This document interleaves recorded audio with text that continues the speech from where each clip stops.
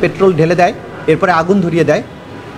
লাশগুলো যখন পুড়ে যাচ্ছিল সেই সময় আরেকজন পুলিশ সদস্য এসে একটা কাঠের বেঞ্চ বা জ্বালানির সামগ্রী এই আগুনটাকে আরও বাড়ানোর জন্য সেখানে নিক্ষেপ করে এবং এই সবগুলো লাশকে পুড়ে বিকৃত করে দেয়।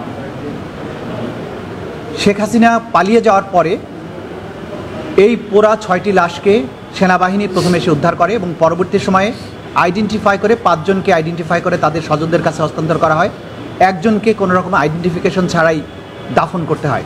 সেই মামলাটির ব্যাপারে 16 জন পুলিশ কর্মকর্তা এবং কর্মকর্তাকে দায়ী করে প্রথমে তদন্ত রিপোর্ট দাখিল হয়েছিল, তারপরে ফর্মাল চার্জ দাখিল হয়েছিল। আজকে শুনানি, এর আগেই শুনানি শেষ হয়েছিল। আজকে তাদের বিরুদ্ধে আনুষ্ঠানিকভাবে এই 5ই আগস্টে 6 জনকে গুলি করে হত্যা এবং অমানবিকভাবে পুড়িয়ে দেওয়ার দায়ে তাদের বিরুদ্ধে অভিযোগ গঠন হয়েছে। অভিযোগ গঠনের পরে আইন অনুযায়ী আদালত আসামিদেরকে জিজ্ঞাসা করেছেন যে আপনারা কি দোষী না নির্দোষ। উপস্থিত 8 জন আসামির মধ্যে 7 জন বলেছেন তারা নির্দোষ, তারা বিচার চান। বাকি যারা পলাতক আছেন তাদের পক্ষে স্টেট ডিফেন্স লয়ার আছেন, তাদের তো আর জিজ্ঞাসা করার সুযোগ ছিল না। একজন আসামি তিনি দোষ স্বীকার করেছেন এবং বলেছেন যে আমি আমার বিরুদ্ধে যে চার্জ গঠন করা হয়েছে সেটা স্বীকার করছি এবং আদালতে আমি আমার বক্তব্য দিয়ে এই মামলার ব্যাপারে আমি যা জানি সেটা বলতে চাই। আদালত তার দোষ স্বীকার যে করেছেন সেই অংশটুকু তার বক্তব্য রেকর্ড করেছেন এবং তিনি আরও যে কথা বলতে চান, উনি রাজসাক্ষী হতে চেয়েছেন। আদালত বলেছেন এই ব্যাপারে আপনি লিখিত আবেদন দিতে পারেন, সেইটা আমরা কনসিডার করব কি করব না এটা পরবর্তীতে বিবেচনা করব, কিন্তু এই পর্যায়ে কোনো অ্যাপ্রুভার হওয়ার কোনো দরখাস্ত আজকে পর্যন্ত নাই এবং এই ব্যাপারে আদালত কোনো আদেশও দেয়নি। এবং আপনাদেরকে স্পষ্ট করতে চাই, অনেকে বিভ্রান্তি তৈরি করেন। প্রসিকিউশনের পক্ষ থেকে আমরা কাউকে অ্যাপ্রুভার হওয়ার জন্য কোনো প্রস্তাবও দেইনি। প্রসিকিউশন চায়ও না যেখানে কোনো অ্যাপ্রুভার হোক, কিন্তু কোনো ব্যক্তি, কোনো আসামি যদি আদালতে এসে বলে যে আমার বিরুদ্ধে যা অভিযোগ আনয়ন করা হয়েছে আমি যা স্বীকার করছি, এইটা আসামি এবং আদালতের ব্যাপার। সে কেউ যদি দোষ স্বীকার করে আমাদের তো আর নিষেধ করার কোনো সুযোগ নেই, কারণ দোষ স্বীকার করার মানে আমাদের মামলাটা আমরা প্রমাণ করতে সক্ষম হলাম। সুতরাং আদালত তার এই দোষ স্বীকারোক্তিটা, অর্থাৎ আজকে যে চার্জের পরে যে তিনি তার অপরাধ স্বীকার করেছেন সেটা নোটে নিয়েছেন এবং বিচারের জন্য আগামী 14ই সেপ্টেম্বর দিন ধার্য করেছেন।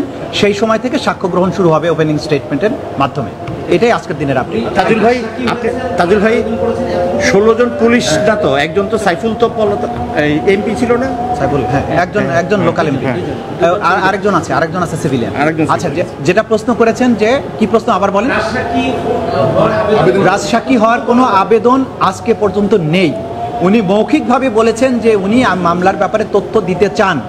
আদালত তখন বলেছেন যে আপনারা লিখিত আবেদন দিতে পারেন, সেই আবেদন দেওয়ার পরে আমরা অ্যাকসেপ্ট করব কি করব না সেটা পরবর্তীতে বিবেচনা করব। সুতরাং এখন পর্যন্ত অ্যাপ্রুভার হওয়ার কোনো লিখিত আবেদন নেই। আমরা আবেদন দেখলাম যে সুখরঞ্জন বালি, এটা ট্রাইব্যুনালে একটা আলোচিত ঘটনা, একজন সাক্ষীকে নিয়ে যাওয়া হয়েছিল এবং পার্শ্ববর্তী দেশে নিয়ে যাওয়া হয়। উনি আজকে অভিযোগ করছেন প্রথমবারের মতো সাবেক প্রধানমন্ত্রী শেখ হাসিনা এবং প্রথমবারের মতো সাবেক কোনো প্রধান বিচারপতি, ট্রাইব্যুনালের বিচারপতি, সাবেক আইনমন্ত্রী শফিক আহমেদ, আইন প্রতিমন্ত্রী কামরুল ইসলামের বিরুদ্ধে অভিযোগ দিয়েছেন। এটাকে আপনারা কীভাবে দেখছেন? দেখুন, প্রত্যেক অভিযোগকারী যারা ভিকটিম তাদের আইনগত অধিকার আছে বিচার চাইবার। সুতরাং সুখরঞ্জন বালিকে এইখান থেকে, এই আদালতের বাউন্ডারির ভেতর থেকেই অপহরণ করা হয়েছিল, এটা জাতি জানে, সব কিছু আগের থেকে যেহেতু মিডিয়াতে এসেছে। তিনি তার এই অপহরণের সাথে যারা জড়িত, যারা এই ঘটনার সাথে সম্পৃক্ত ছিলেন তাদেরকে দায়ী করে অভিযোগ দায়ের করেছেন আমাদের কাছে। আমরা আইন অনুযায়ী এটা আমাদের তদন্ত সংস্থার কাছে প্রেরণ করব। তদন্তের মধ্য দিয়ে যা কিছু, যার বিরুদ্ধে অভিযোগ প্রমাণিত হবে তার বিরুদ্ধে আমরা ফর্মাল চার্জ দাখিল করব। আমরা দেখব না যে কে কত বড় পোস্টে ছিলেন, কত বড় পোস্টে আছেন। এখানে যেমন সাবেক প্রধানমন্ত্রী আসামি হয়েছেন, প্রধান বিচারপতিও হতেই পারেন। যদি তার বিরুদ্ধে সম্পৃক্ততা পাওয়া যায়, যদি আইনমন্ত্রীর সম্পৃক্ততা পাওয়া যায়, তদন্ত শেষে আমাদের তদন্ত সংস্থা সেই অনুযায়ী রিপোর্ট দিলে আইন সেই অনুযায়ী অগ্রসর হবে। আমরা অবাক হচ্ছি না, কারণ আগের সময়ে তো পুরো রাষ্ট্রযন্ত্রকেই একটা নিপীড়কের ভূমিকায় অবতীর্ণ করা হয়েছিল এবং গুমটাকে এতটা ইনস্টিটিউশনালাইজড করা হয়েছিল যে বাইরে থেকে গুম হওয়ার পাশাপাশি আদালতের মধ্য থেকেও সাক্ষীকে গুম করে তাকে গোপন ডিটেনশন সেন্টারে রাখা হয়েছিল, সেটা তিনি অভিযোগ করেছেন। তাকে পরবর্তীতে পুশব্যাক করে বাংলাদেশের আইনশৃঙ্খলা রক্ষাকারী বাহিনী ভারতীয় সীমান্তরক্ষীর কাছে তুলে দিয়েছিল, সেটাও তিনি অভিযোগ করেছেন এবং সেখানে তিনি বন্দী ছিলেন, সেটা রেকর্ডপত্র আছে, সেগুলো তিনি উল্লেখ করেছেন। সুতরাং তার অভিযোগের ভিত্তিতে আইনগত যা যা ব্যবস্থা নেওয়া দরকার তদন্ত সংস্থার রিপোর্টের প্রাপ্তি সাপেক্ষে আমরা সেই ধরনের ব্যবস্থা গ্রহণ করব। একটা বিষয় সেটা হচ্ছে যে যারা আজকে অ্যাপ্রুভার হওয়ার আবেদন করেননি, কোনো পর্যায়ে যদি তাদের মনে হয় যে তারা দোষ স্বীকার করে অ্যাপ্রুভার হতে চান, পরবর্তীতে আইনি কি এই সুযোগ আছে? আইনে তো সবসময় সুযোগ থাকে। আপনি যদি দোষ স্বীকার করতে চান, আপনাকে কি বাধা দেওয়া যাবে? দোষ স্বীকার করে যদি কেউ অ্যাপ্রুভার হতে চায়, সে এটাকে নিজেকে আদালতের সামনে বলতে পারে, কিন্তু সেটাকে অ্যাকসেপ্ট করা হবে কিনা এই ডিসিশন আদালত নেবেন, এবং আদালত নেওয়ার আগে প্রসিকিউশনকে শুনবেন।